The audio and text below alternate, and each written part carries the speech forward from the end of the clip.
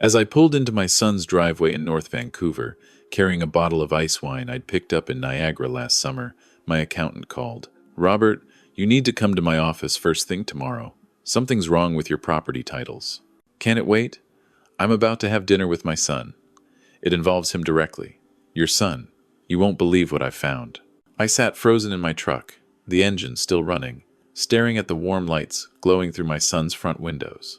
Before we continue, please subscribe to the channel and let us know where you're listening from in the comments. The December wind off Burrard Inlet cut through my jacket as I walked up the path to my son's house. Snow dusted the cedar hedges, and somewhere down the street, someone was already playing Christmas music. I'd brought the ice wine and a tin of buttered tarts my housekeeper had made. Small gestures matter when you're trying to stay connected with your only child. My daughter-in-law opened the door before I could ring the bell. Robert, perfect timing. Her smile was wide, but something about it reminded me of a real estate agent showing a house they knew had foundation problems. "Wouldn't miss it," I said, stepping into the warmth. The house smelled like roast beef and rosemary. My son appeared from the kitchen, wiping his hands on a dish towel. "Dad, good to see you." We shook hands. When had we stopped hugging? He gestured toward the living room. "Dinner's almost ready. Make yourself comfortable." The house had that catalog quality, like a Pottery Barn showroom. Everything coordinated, nothing looked touched. I set the wine and tarts on the granite counter and settled onto their gray sectional. Immediately worried about wrinkling the throw pillows. "You look tired," my daughter-in-law said, sitting across from me. Her eyes moved over my face with an intensity that made my skin prickle. "Are you sleeping well? Getting enough rest?" "I sleep fine. It's just that at your age, health becomes so important." She leaned forward. "Have you been having trouble remembering things lately? Appointments, names, that sort of thing?" I stared at her. "Remembering things? Jennifer means we worry about you." My son cut in quickly, sitting beside his wife. Their shoulders touched, some silent signal passing between them. "Living alone in that big house, running the company by yourself. Dad, you built Morrison Construction from nothing, 40 years of your life. But maybe it's time to think about the future." I watched him carefully. My son had never shown interest in the business. He'd gone into commercial real estate, made his own path. "What exactly are you suggesting, Michael?" "Just concerned, Dad." His tongue darted across his lips. "What if something happened to you? Does anyone else have access to your accounts? Your property documents? Have you updated your will recently?"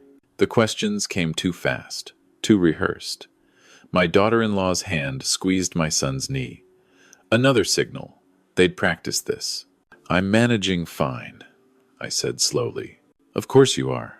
My daughter-in-law's voice had gone sharp. "But families should look out for each other. That's all we're saying."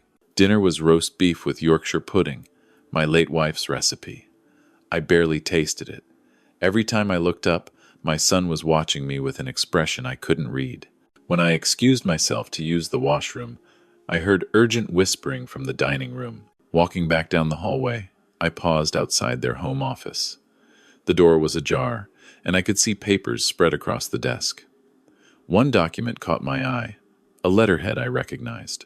My own company logo, Morrison Construction Limited. Below it, words that made my blood freeze. Transfer of controlling interest.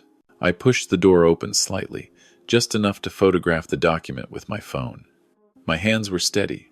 40 years in construction teaches you to stay calm in a crisis. Back at the dinner table, I smiled through dessert, some elaborate trifle thing, and stood to leave. This was lovely. We should do it more often. "You're not driving home alone, are you?" My daughter-in-law's question came out like an accusation. "The roads might be icy. Maybe Michael should follow you." "I've been driving these roads for 45 years. I think I can manage." My son walked me to the door. "Call when you get home, so we know you made it safely." "Okay, Dad?" I nodded, suddenly desperate to leave. The cold air hit my face like a slap of reality as I stepped outside. I sat in my truck for several minutes, heater blasting, staring at the photo on my phone. Transfer of controlling interest. My signature at the bottom. Except I had never signed that document. I had never even seen it before tonight. The implications crashed over me like a wave. Someone had forged my signature. Someone was trying to take my company. And that someone was sitting in that warm house behind me, probably already celebrating. I drove home through the snowy streets of North Vancouver, my mind racing through possibilities, each one worse than the last. My own son, the realization settled over me like a funeral shroud as I pulled into my garage. I didn't sleep that night. I sat in my home office, the photographed document glowing on my computer screen, comparing it to my actual signatures on file. The forgery was good, very good, but the pressure on the M was wrong, and the loop on the R wasn't quite right. At some point around 2 in the morning, I stopped pretending this might be a misunderstanding and started treating it like what it was: an attack, a betrayal, a war. By dawn, I had printed every financial document I could find, organized them in folders, and made a list of everyone who might be involved. The coffee went cold on my desk 3 times before the sun came up over the mountains. At 8:30, I called my accountant. "Sandra, tell me everything." What she told me over the next hour made my blood run cold. 3 of my commercial properties in Surrey had been listed for sale, using my name and forged authorization. The paperwork traced back to my son's real estate firm. Additionally, someone had applied for a line of credit against my company, claiming I had authorized it. The application included a medical letter suggesting I was experiencing early-stage cognitive decline and had appointed my son as my financial representative. "Robert, this is serious," Sandra said. "If they succeed in establishing that you're incompetent, they could petition for guardianship, take control of everything legally." The words hit like a physical blow. "How long do we have?" "Based on these documents, maybe a week before the property sales close. The credit application is still pending." I thanked her and hung up. Then I sat at my desk for a long moment, staring at the photo of my wife on the bookshelf. Eleanor had died 6 years ago, cancer. She'd always worried about Michael, said there was something hungry in him that she didn't understand. I should have listened to her. The offices of Patterson and Associates occupied the 12th floor of a downtown Vancouver high-rise. I'd worked with David Patterson for 20 years, through contract disputes, property acquisitions, and my wife's estate. He stood when I entered, concern creasing his forehead. "Robert, you sounded terrible on the phone. What's happening?" I spread the evidence across his mahogany desk methodically. The photographed document, Sandra's findings, the property listings, the credit application, with the fraudulent medical letter. David leaned forward, his glasses sliding down his nose as he read. His expression shifted from curiosity to alarm to something approaching horror. "When did you discover this?" he asked quietly. "Last night." He picked up several documents, reading more carefully. "Robert, this is criminal fraud.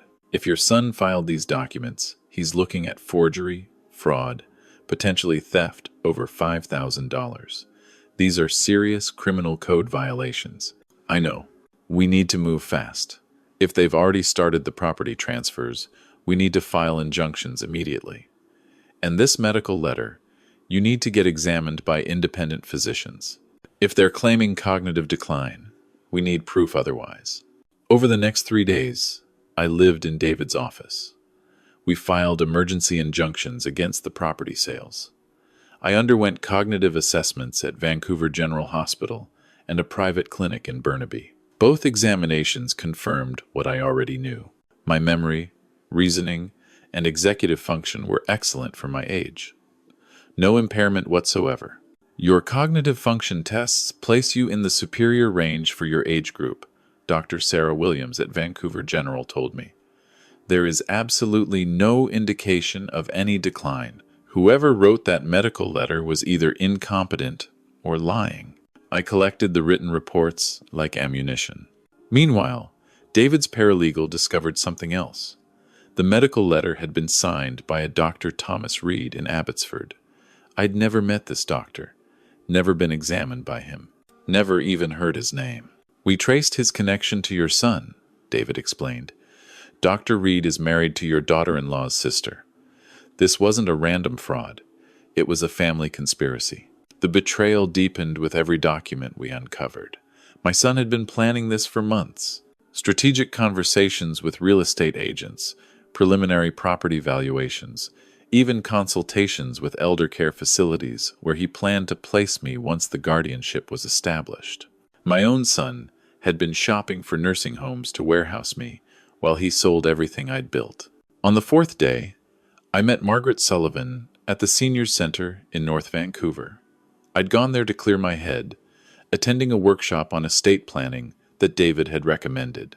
Margaret was one of the volunteers, a retired school teacher with kind eyes and silver hair pulled back in a practical bun. She found me afterward, sitting alone in the cafeteria, staring at my untouched coffee. "You look like a man carrying the weight of the world," she said, sitting across from me without asking permission. "Want to talk about it?" Something about her manner made me lower my guard.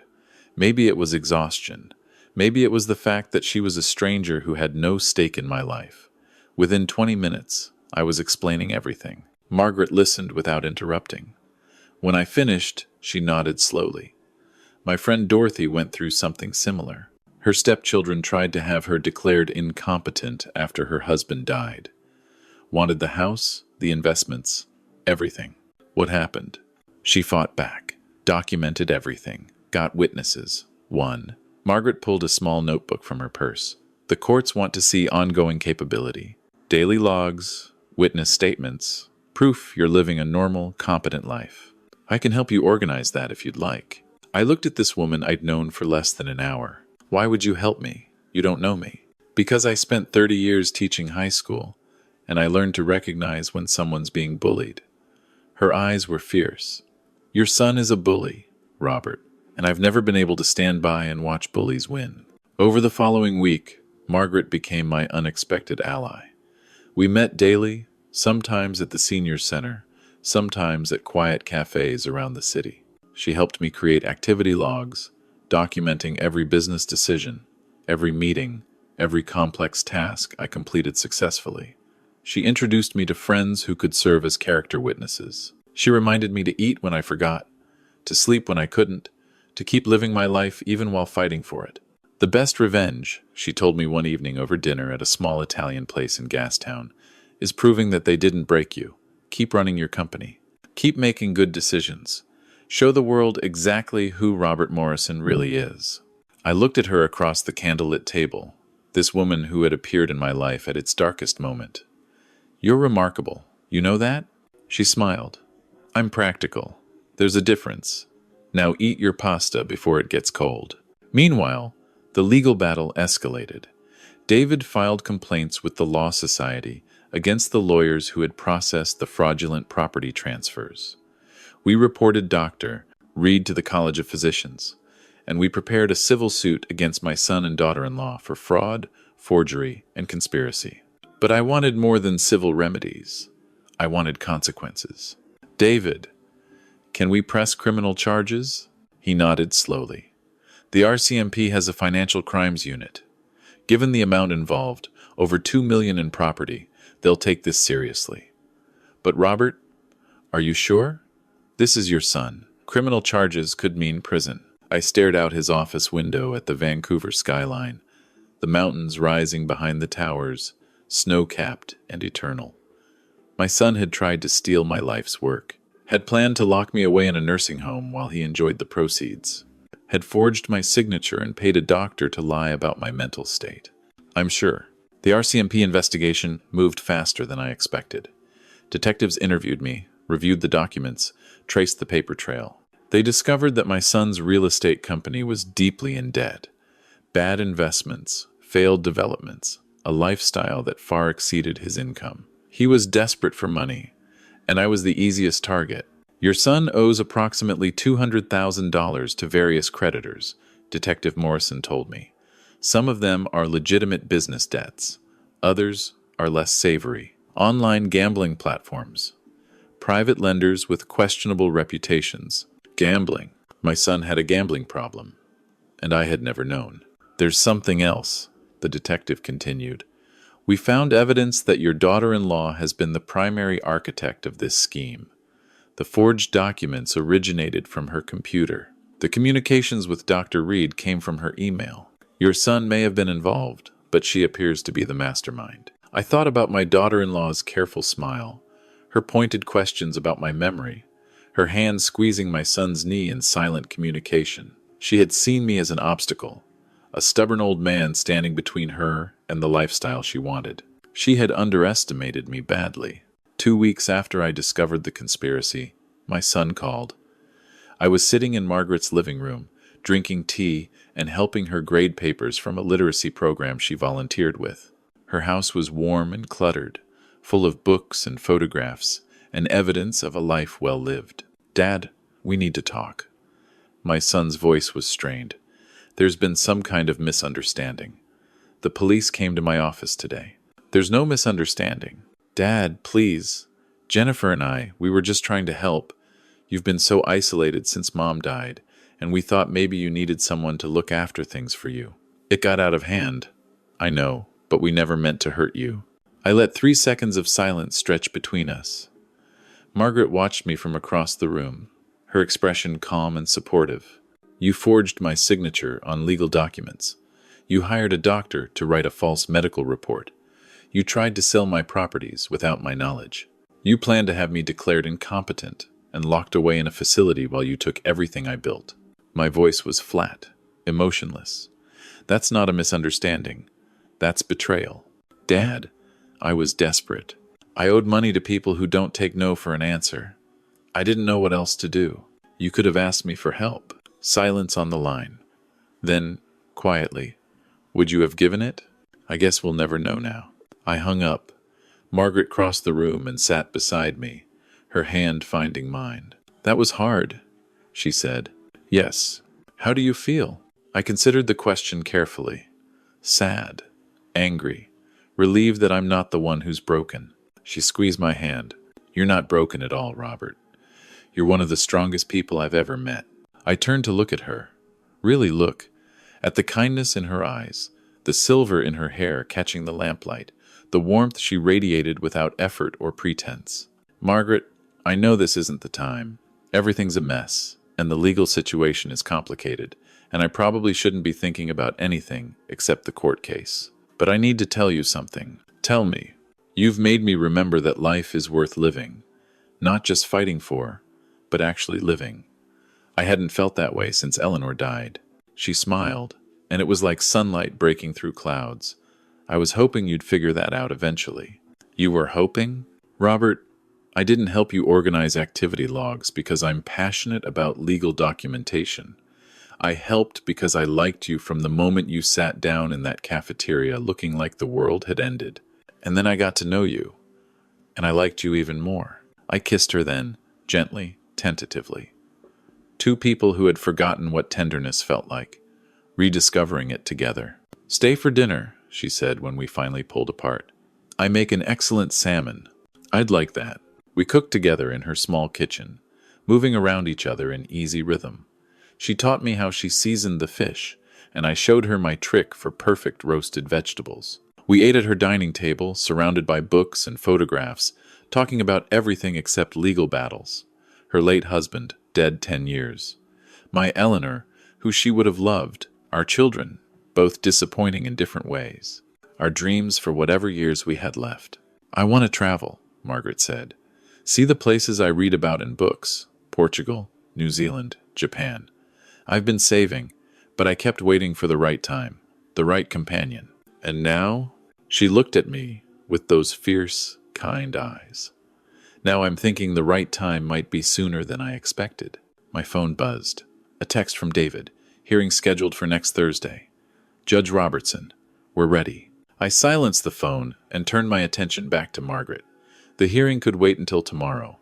Tonight, I was learning to live again. The day of the hearing, I walked up the courthouse steps with David on my left and Margaret on my right. February had brought a cold snap to Vancouver, frost glittering on every surface, our breath visible in the frigid air. "Ready?" David asked. Margaret squeezed my hand. I nodded. We passed through security, navigated marble hallways, and found courtroom 304. My son and daughter-in-law were already seated at the respondent's table with their lawyer, a nervous-looking man who kept shuffling papers like they might spontaneously rearrange into a winning case. Judge Robertson entered at precisely 10 o'clock. Late 50s, sharp eyes, the demeanor of someone who had seen every variety of human foolishness and was thoroughly unimpressed by all of it. "Let's proceed," she said. "Mr. Morrison, you've filed complaints of fraud, forgery, and conspiracy against the respondents. Present your evidence." David stood. He presented our case methodically, like laying bricks in a foundation. The forged property transfer documents, analyzed by forensic handwriting experts. The fraudulent medical letter, contradicted by 3 independent cognitive assessments. Dr. Reed's connection to the family, his suspension by the College of Physicians pending investigation. The property sale injunctions, granted after the courts found evidence of fraud. The RCMP investigation, criminal charges pending. I watched my son across the courtroom as the evidence mounted. His jaw was clenched tight. My daughter-in-law stared at the table, refusing to meet anyone's eyes. Their lawyer looked like he wanted to be anywhere else on earth. "Additionally, Your Honor," David continued, "we have activity logs documenting Mr. Morrison's ongoing competence, dozens of witness statements from business associates and community members, and video recordings of complex business negotiations conducted successfully throughout this period. The claim that Mr. Morrison suffers from cognitive decline is not merely unsubstantiated. It is a deliberate fabrication designed to facilitate theft." Judge Robertson turned to the respondent's lawyer. "Mr. Blackwell, your clients are facing very serious allegations. How do you respond?" Blackwell stood, cleared his throat. "Your Honor, my clients maintain that their actions were motivated by genuine concern for Mr. Morrison's well-being. While certain procedural errors may have occurred, there was no malicious intent." Procedural errors. The judge's voice could have frozen the harbor. Forging signatures is a procedural error. Fabricating medical reports is a procedural error. Attempting to sell someone's property without their knowledge is a procedural error. "Your Honor, if I may." "You may not." She turned back to our table. "Mr. Patterson, what remedies is your client seeking?" David outlined our requests. "Permanent injunctions against any further attempts to access my property or finances. Full restitution of legal costs. Formal acknowledgement of wrongdoing. And support for the ongoing criminal prosecution." The judge reviewed documents for several minutes. The courtroom was silent except for the scratch of her pen. Finally, she looked up. "In 30 years on the bench, I have seen many cases of elder fraud. This one stands out for its brazenness and its cruelty. The respondent's own son, conspiring with his wife to strip his father of his life's work based on fabricated claims of incompetence." She turned to face my son directly. "Mr. Morrison, do you have anything to say?" My son stood slowly. For a moment, I saw the little boy he'd been, the one who used to sit on my shoulders at construction sites, who asked endless questions about how buildings were made. That boy was gone now, replaced by a stranger with desperate eyes and trembling hands. "Dad, I'm sorry." His voice cracked. "I never meant for it to go this far. I was in trouble, and I didn't know how to ask for help, and Jennifer said this was the only way." "That's enough," his wife hissed, grabbing his arm. "No, it isn't." He pulled free, still looking at me. "I was wrong. What we did was wrong. I know you'll never forgive me, and I don't deserve forgiveness, but I want you to know I'm sorry." The courtroom was silent. I met my son's eyes across the room, searching for the man I thought I'd raised. Maybe he was still in there somewhere. Maybe not. Judge Robertson rendered her decision. All injunctions made permanent. Full legal costs awarded. Criminal prosecution to proceed. She also issued a stern warning that any further contact with me, without my explicit consent, would result in immediate contempt charges. "Case closed," she said, and the gavel came down. Outside the courthouse, Margaret and I stood in the winter sunlight, watching my son and daughter-in-law hurry to their car without looking back. Their lawyer followed at a distance, already on his phone, probably arranging his own exit from the case. "How do you feel?" Margaret asked. I considered the question. Empty? Relieved? Sad? Not triumphant? No. I watched my son's car disappear around the corner. Winning doesn't feel like I expected. It just feels like the end of something. Margaret took my arm.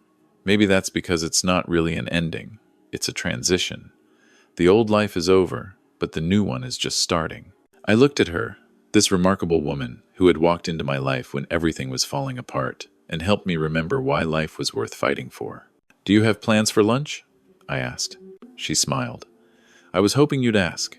3 weeks later, I called a meeting with my senior managers. 4 people who had been with Morrison Construction for decades, people I trusted, people who had helped me build something that mattered.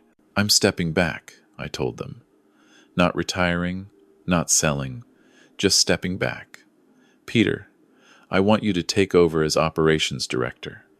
Sandra, you'll handle the financial oversight. The rest of you will report to Peter starting next month." They looked surprised, but not unhappy. Peter grinned. "About time, boss. You've earned a rest." "I'm not resting. I'm restructuring my priorities." I smiled. "There's a difference." I walked through the company that afternoon, stopping to shake hands with workers who had known me for years, explaining that things would change but jobs were secure, watching their concern transform into genuine happiness for me. Morrison Construction would continue. The buildings would go up, the contracts would be fulfilled, but I wouldn't be there every day, fighting every battle, carrying every burden. That chapter was closing. A week after that, I met my son at a coffee shop in New Westminster, neutral territory. We sat at a corner table by the window, watching the rain streak the glass. "The criminal charges are still pending," I said, "but I've spoken to the Crown prosecutor. Given your cooperation with the investigation, they're willing to consider reduced charges. Conditional discharge, community service, restitution payments." My son looked up, hope and fear warring in his eyes. "Why would you help me? After everything?" "Because you're my son." I pushed a document across the table. "This is a debt consolidation agreement. I've purchased your gambling debts from the people you owed. You now owe me instead of them." His hands trembled as he read. $300,000. Give or take. You'll pay it back over 10 years at 0 interest. Monthly installments. Miss a payment, and the full amount comes due immediately. "I don't understand. Why would you do this?" "Because I'm giving you a chance to make things right. Not for me, for yourself. The gambling stops. You get counseling. You rebuild your life honestly. In exchange, I don't pursue the civil suit, and I support leniency in the criminal case." Tears ran down my son's face. "Dad, I don't know what to say." "Say you'll try. Say you'll get help. Say you'll be the man I raised you to be, not the man your wife turned you into." He wiped his eyes. "Jennifer left me. After the hearing, she packed her things and moved back to Toronto. Said I was weak, that I should have stayed quiet and let the lawyers handle everything." I felt no satisfaction at this news, just a distant sadness. "Will you contest the divorce?" "No. You were right about her. Mom was right about her. I just couldn't see it." He looked at me, really looked, for the first time in years. "Do you think I can change?" "I think anyone can change if they want it badly enough. The question is whether you want it." We sat in silence for several minutes, father and son, strangers who shared a history they couldn't escape. "I want to try," he said finally. "I want to be someone you're not ashamed of." "Then start today." I left him with the paperwork and walked out into the rain. Margaret was waiting in her car, engine running, heat blasting. I climbed in beside her. "How did it go?" she asked. "We'll see." I gave him a chance. What he does with it is up to him. She reached over and took my hand. "That's all anyone can do. Offer the chance. The rest is up to them." We drove home through the rain-washed streets of Vancouver, past construction sites where cranes lifted steel beams into the gray sky, past houses where families were living their complicated lives, past the mountains that had watched over this city for millions of years and would continue watching long after we were gone. "I've been thinking about your travel plans," I said. "The ones I mentioned? Portugal, New Zealand, Japan? Those ones." I glanced at her. "What would you say to some company?" Her smile could have lit up the whole gray afternoon. "I'd say it's about time you asked." 2 months later, We stood on the cliffs of Sintra, watching the Atlantic crash against the Portuguese coast. The palace rose behind us, fairy tale towers against a perfect blue sky. Margaret's hand was warm in mine. "You know what I keep thinking about," I said. "Tell me." "That my son tried to take everything from me. My company, my freedom, my dignity. And somehow, in fighting back, I found more than I lost. Found you. Found a reason to live instead of just work. Found out I was stronger than I knew." Margaret leaned against my shoulder. "The best revenge isn't destruction. It's living well despite what they did to you." "Who said that?" "I did. Just now." She grinned. "I'm quite quotable when I want to be." I laughed. Really laughed. For the first time in longer than I could remember. The sound surprised me, startled by its own existence. We had 3 more weeks of travel planned. Lisbon tomorrow, then the Algarve, then home to Vancouver for a few months before we headed to New Zealand in the fall. The company was thriving under Peter's management. My son was attending Gamblers Anonymous and making his monthly payments. Life had found a new rhythm, unexpected but right. "What are you thinking?" Margaret asked. I turned to look at her. This woman who had seen me at my worst and stayed anyway, who had taught me that surviving wasn't the same as living, who made me believe that 68 wasn't too old for new adventures. "I'm thinking that my son tried to convince a court I was losing my mind, but standing here with you, watching this view, planning our next adventure, I've never felt more clear-headed in my life. That's because happiness makes everything clearer." "Is that from your quotable wisdom collection?" She stood on tiptoe and kissed my cheek. "That one's just the truth." The waves crashed below us. The sun warmed our faces. Somewhere back in Canada, my old life continued without me.